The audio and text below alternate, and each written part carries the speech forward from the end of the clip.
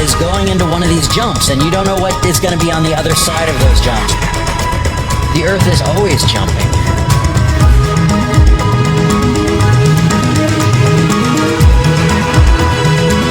Things move on this planet. Things are not still. Everything is turning.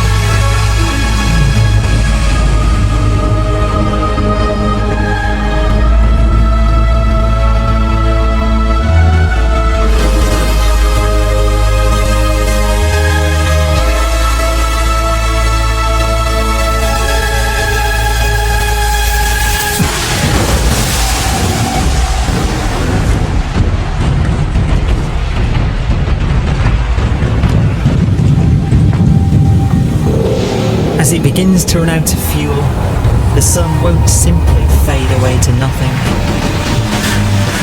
Its core will collapse, and the extra heat this generates will cause its outer layers to expand.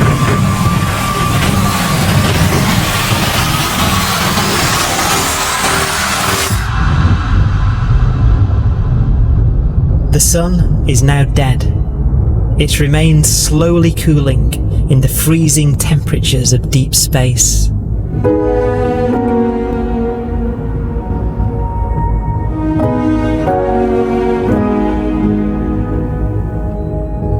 The fate of the sun is the same as for all stars. One day they must all eventually die, and the cosmos will be plunged into eternal night. Stars eventually will run out of fuel. The temperature of the universe drops. The stars, one by one, in the night sky, will turn off. And there'll be no more new stars created.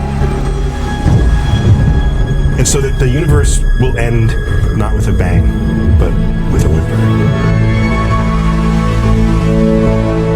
And not in fire, but in ice.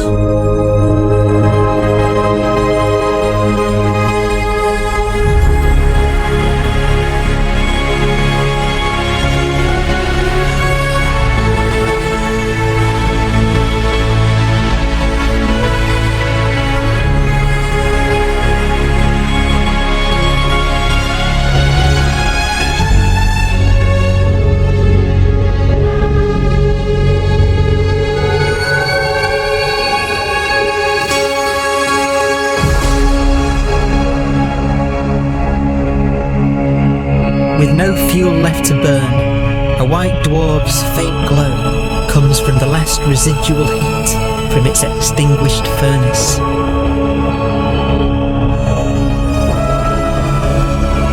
Looking at it from where the Earth is now, it would only generate the same amount of light as the full moon on a clear night.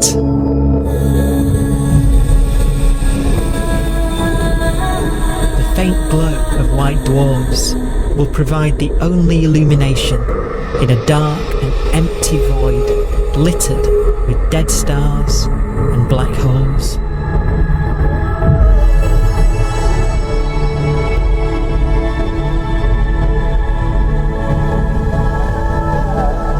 In some ways, it's kind of a ghost universe. It's the corpses, the zombie stars, that will take us into the future.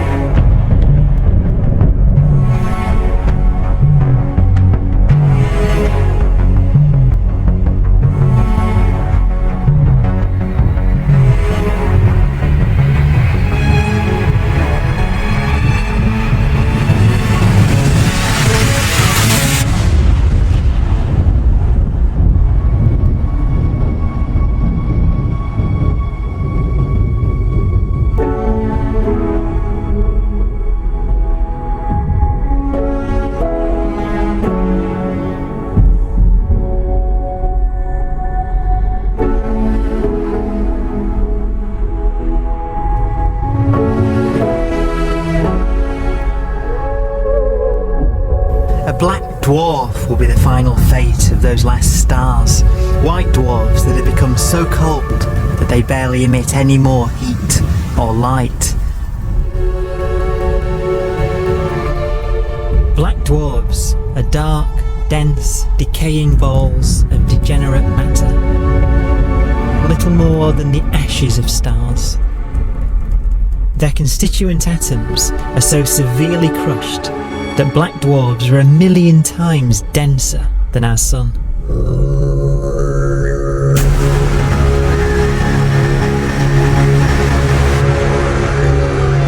Stars take so long to reach this point, we believe there are currently no black dwarfs in the universe.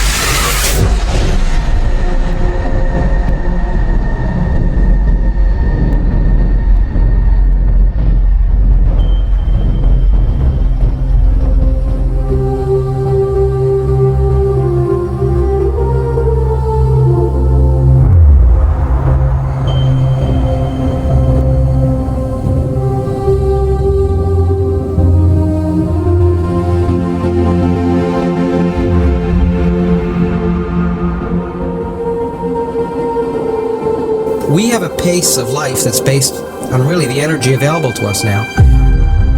You could imagine living conscious systems which have a very different pace and therefore can extend out at least a lot farther than you'd imagine otherwise. You could have a living system where if it had a thought every 10 trillion years, that would seem normal. Even if our life dies out, one could imagine at some time arbitrarily far in the future, a fluctuation occurs which allows intelligent life to exist again for a little while. So you might have islands in time of intelligence.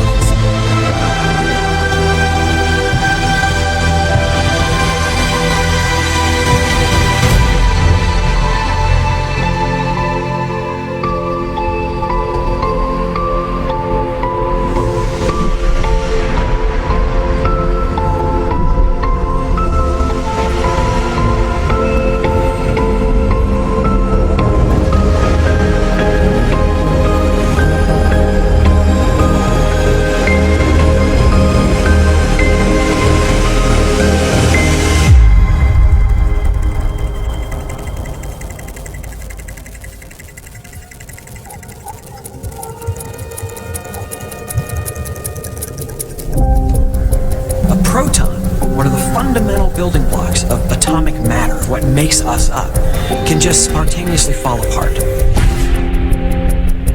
Any material that evades the pull of a black hole eventually dies away as its protons disintegrate.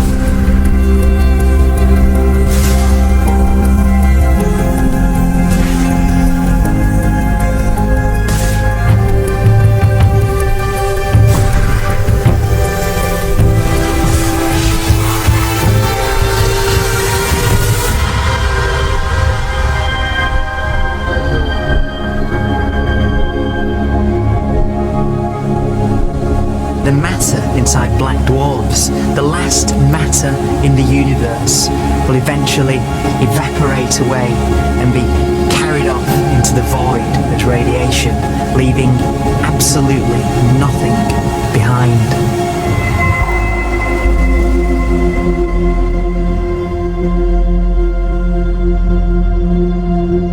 With the black dwarfs gone, there won't be a single atom of matter left. All that will remain of our once rich cosmos will be particles of light and black holes.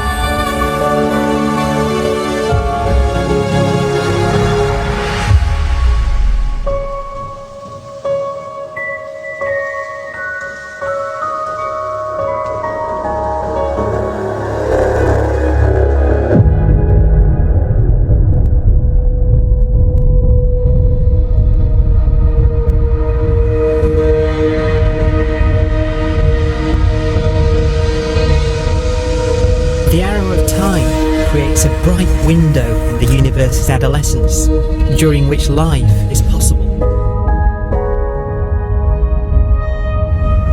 But it's a window that doesn't stay open for long. As a fraction of the lifespan of the universe, as measured from its beginning to the evaporation of the last black hole, life, as we know it, is only possible for 1,000th of a billion billion billionth billion billion billionth billion billion billionth of a percent.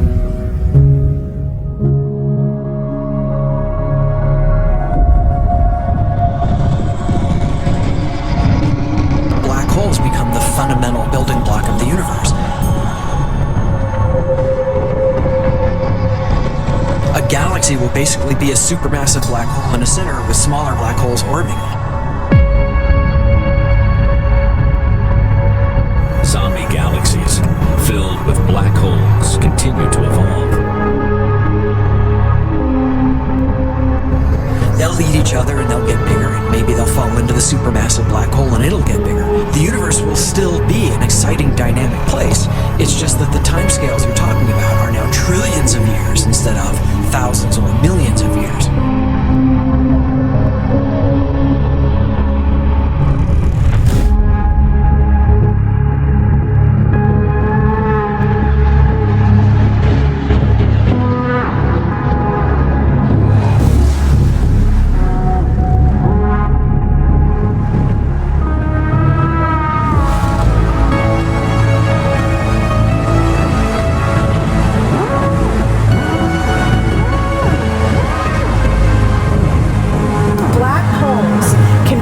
Space-time like mallets on a drum.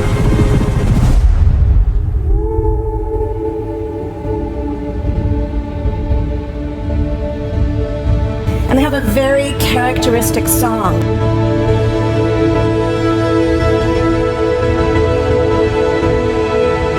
Imagine two black holes that have lived a long life together.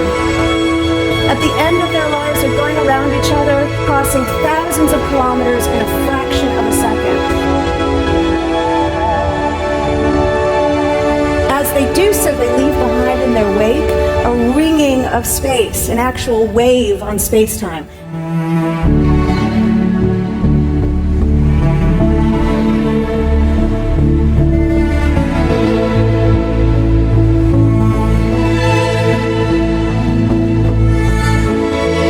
Space squeezes and stretches as it emanates out from these black holes banging on the universe. Those are the gravitational waves. They are literally the sounds of space ringing. And they will travel out from these black holes at the speed of light as they ring down and coalesce to one spinning quiet black hole.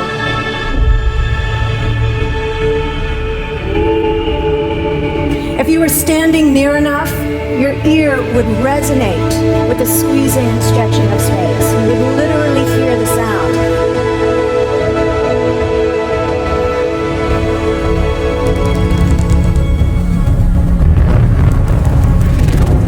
Imagine a lighter black hole falling into a very heavy black hole. The sound you're hearing is a light black hole banging on space each time it gets close.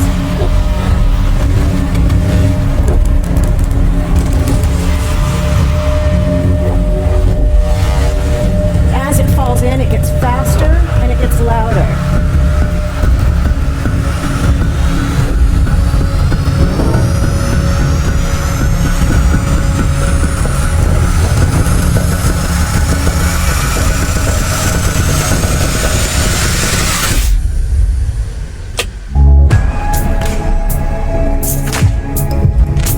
Scientists used to think black holes were immortal, but even these will one day die. Now we're talking about timescales of unimaginable length, quadrillions of years into the future. On that timescale, even the black holes begin to evaporate.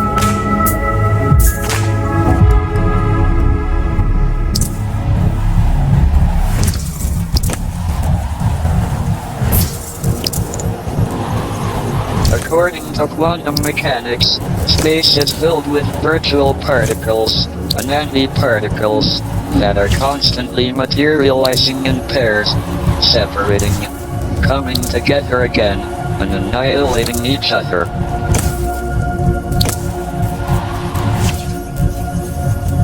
In the presence of a black hole, one member of a pair of virtual particles may fall into the hole, leaving the other member without a partner with which to annihilate. The forsaken particle appears to be radiation emitted by the black hole. And so, black holes are not eternal.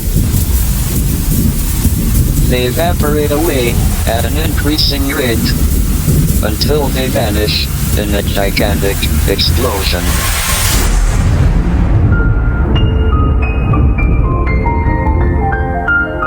Quantum mechanics has allowed particles and radiation to escape from the ultimate prison, a black hole.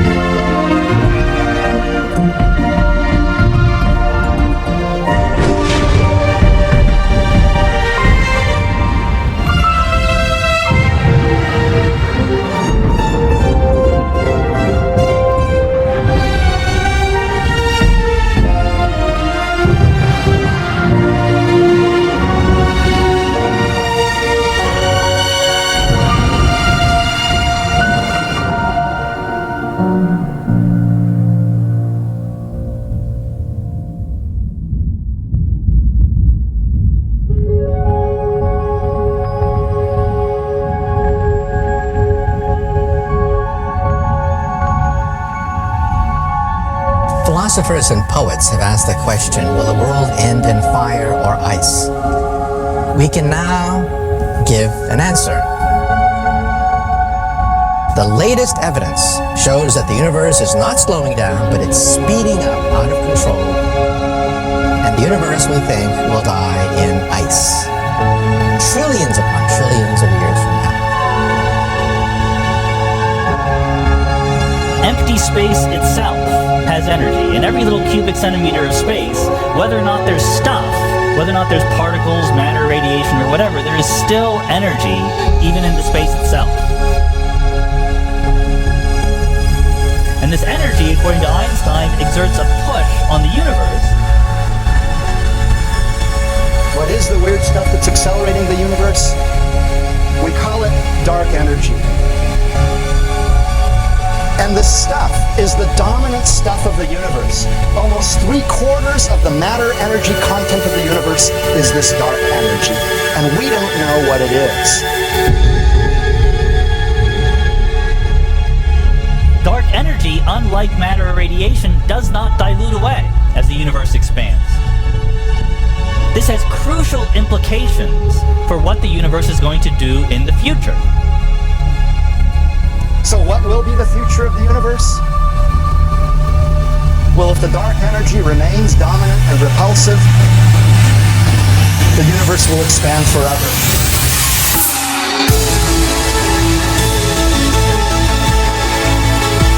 Faster and faster and faster with time. A runaway universe.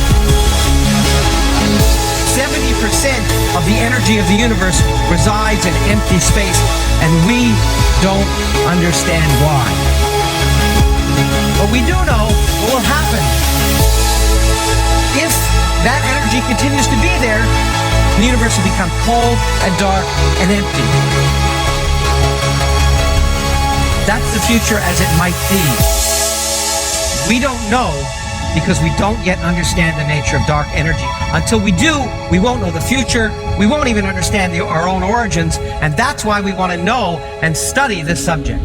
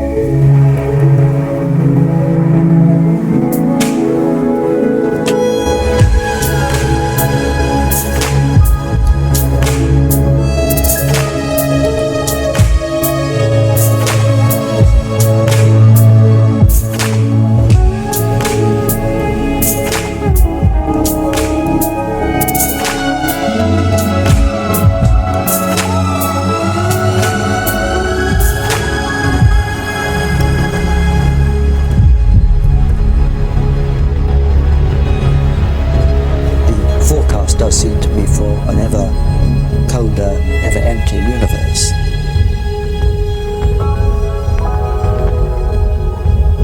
But then, of course, we have to ask, could that end lead to a new beginning? And there are ideas whereby what actually is the end of our universe could in some sense be linked to the beginning of a new one.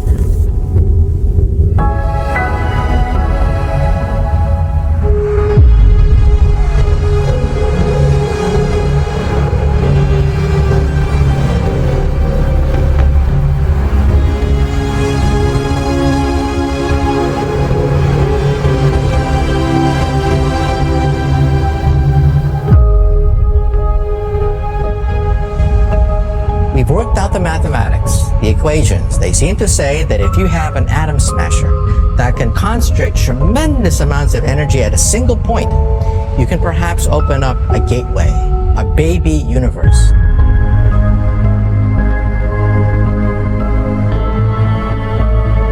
Facing the death of everything there is, this perhaps is their only possibility of escape. And this also raises a very intriguing possibility, sheer speculation of course, that perhaps any universe that has intelligent life in it will create baby universes, will create lifeboats, and proliferate child universes. So an evolution may take among universes in the multiverse. Survival of the fittest may take place. So those universes which do not have intelligent life are infertile. They have no children. But those universes that have mild temperatures, stars like us, would create civilizations that could open up child universes, and they would then proliferate